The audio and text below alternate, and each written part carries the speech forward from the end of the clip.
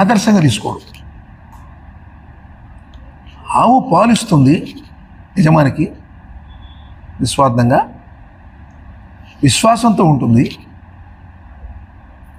యజమాని నాకు మేత ఇస్తున్నాడు, నీడను కట్టిస్తున్నాడు, నాకు ఆసరా ఇచ్చాడు, ఈయన నేను పాలిచ్చి రుణం తెచ్చుకోవాలని ఆవు పాలిచ్చి రుణం తెచ్చుకుంటుంది.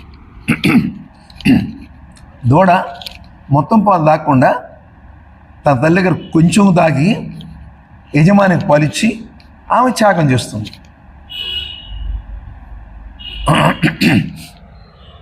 అవునా? ఈ ప్రపంచంలో కనపడే ప్రతి వస్తువు మనకు ఉపయోగపడేది. ప్రతిదీ మనకు ఉపయోగపడేది. అవునా? ఓ రోడ్డు మీద నడుస్తూ ఉంటే అమ్మ అక్కడ అడుగు వేయబాకని ఎదురు ఒక వ్యక్తి వచ్చి చెప్తే కింది చూడగానే అక్కడ గాజు పెంకున్నది. ఆమె ఎందుకు చెప్పాలన్నమాట? మనకి దాతృత్వం. ఆమె కాలు గుచ్చుకోకూడదనే ఉద్దేశంతో ఆ వ్యక్తి మన గాజు పెంకుందని చెప్తే మనం ఏం చేస్తున్నాం? దాటి వెళ్ళిపోతున్నాం. ఎంత స్వార్థపరం ఉంది! గాజు పెంకు ఉందని చెప్పినప్పుడు ఏం చేయాలి?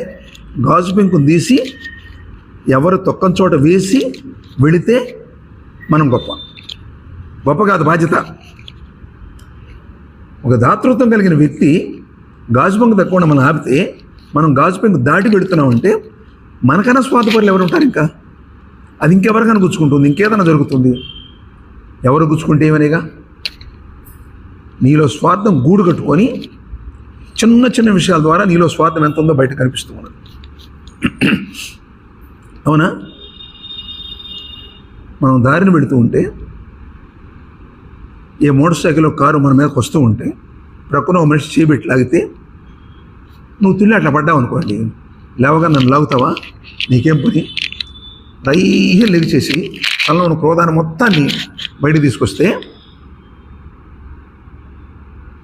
అవతల వ్యక్తి నవ్వుతూ, ఏం లేదమ్మా, ఆ కారు వస్తుంది అందుకని పక్కగా లాగాను అని అనగానే ఏమనిపిస్తుంది తెలుసా? ఎందుకు ఇలా మాట్లాడాం, ఎందుకు లాగామని చెప్పి అడిగితే సరిపోయేది కదా. లేదా ఒక్క నిమిషం వచ్చుకుంటే తనే చెప్పేది. ఒక్క నిమిషం వచ్చుకుంటే సన్నివేశం అర్థమైపోయేది. ఆమె లాగకపోతే మనం కారు కింద పడేవాళ్ళం, హాస్పిటల్ పాలు కావడం, ఇంకోటో జరిగి ఉండేది.